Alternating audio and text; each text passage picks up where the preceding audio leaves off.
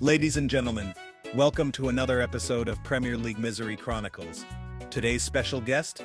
Southampton FC, who just got relegated faster than you can say will fight till the end. On April 6, 2025, Southampton managed to do the impossible. Not just lose but break the record for the earliest relegation in Premier League history. 7 games still to play. 7. That's not a season.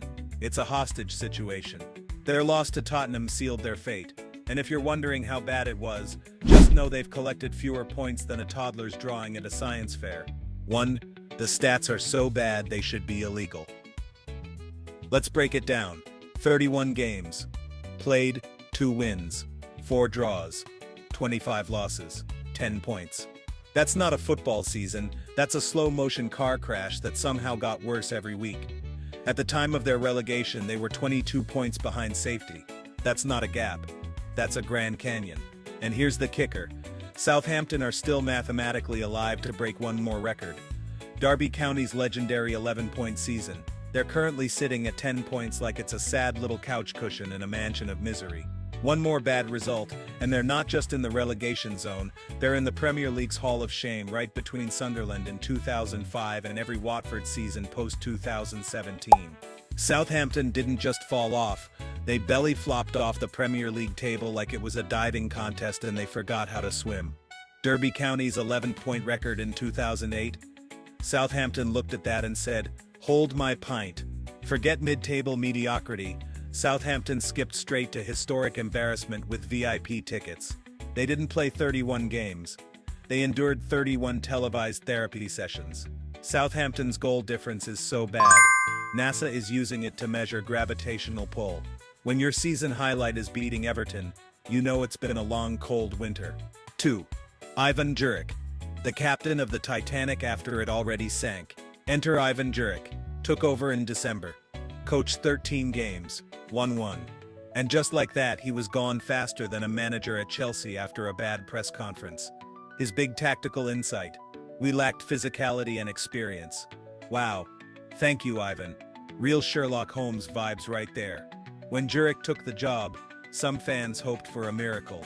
Instead, they got a man who looked like he accidentally walked into the wrong job interview and decided to wing it. His press conferences were less about tactics and more about vague existential dread. He talked like a man who had seen the abyss, and the abyss was Southampton's midfield. Juric's time at Southampton was like a guest appearance on a sitcom. Brief, chaotic, and absolutely no impact on the plot. His motivational speeches must have been, "Hey lads, let's try not to embarrass ourselves too much today. Mission failed." Imagine inheriting a mess, adding your own special blend of confusion, then resigning with a post on X that reads like a breakup text. He promised to rebuild. The club said, "No thanks, we're going with someone who hasn't already helped destroy the structure." Juric's managerial reign lasted about as long as a tweet in Elon Musk's brain before it gets deleted. 3. Fan reactions. Sarcasm is the new hope. Southampton fans, champions of gallows humor. They stayed behind after the final whistle, singing proudly, as if relegation was a badge of honor. One fan called it Relegation Champions 2025, because if you're going down you might as well win at something. Another asked, why did the club avoid the word relegated in their post? Bro, even HR would say just be honest. It's over. One fan even brought a homemade sign that read "Mission Accomplished," complete with a drawing of the championship logo. If irony could score goals, Southampton would be top 4. Others took to X to suggest a relegation parade, complete with confetti made from shredded matchday programs and chants like "We're going down, but we're still around."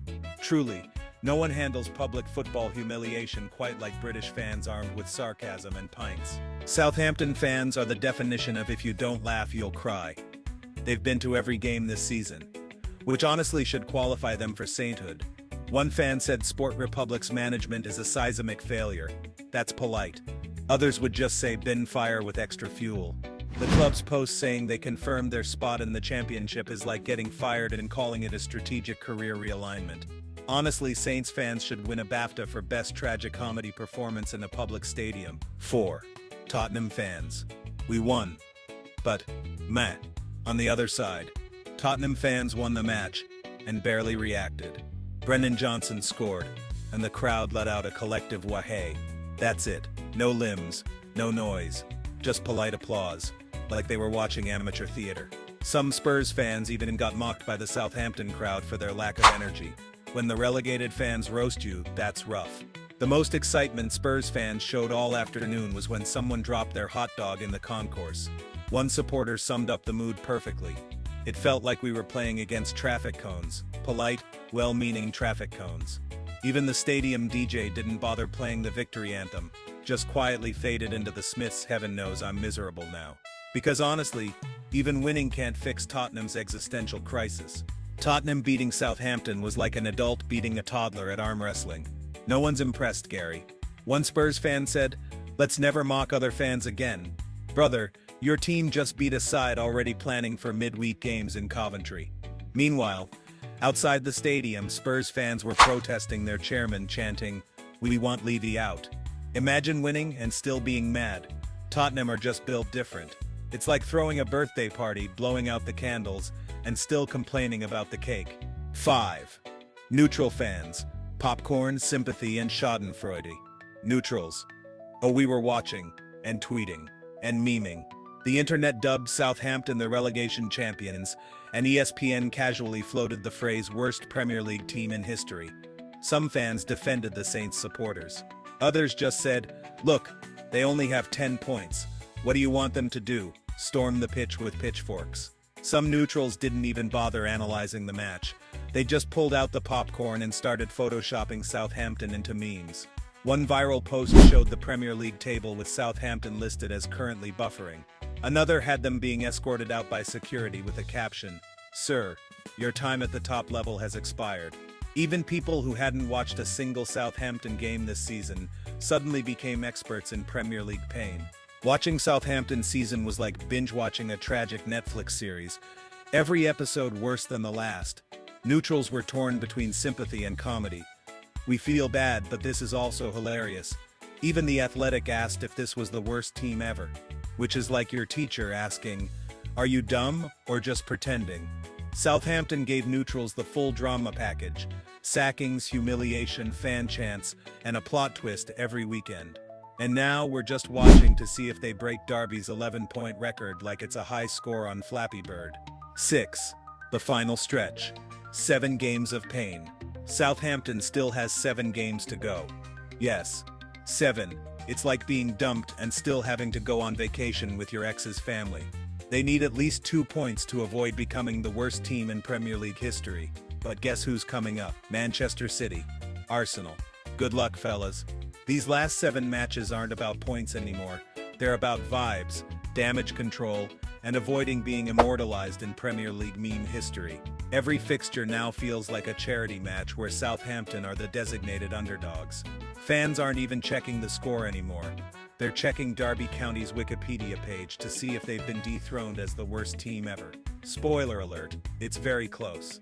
Southampton trying to stay above Derby's record is like a turtle racing a Ferrari, technically still in the race, but come on.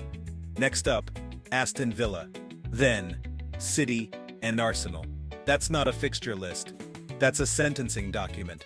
If they get 1 more point, they'll still be awful, but statistically less awful. Baby steps.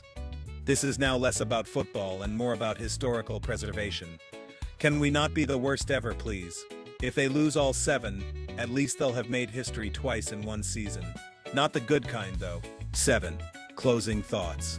The art of relegation. So, Southampton set a new Premier League record. Not for goals, not for trophies, but for failing faster than anyone in history. Bravo.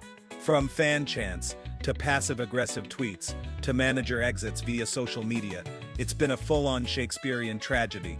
If Shakespeare wrote about defending corners, this isn't just a relegation. It's a case study. It should be taught in football management schools under what not to do.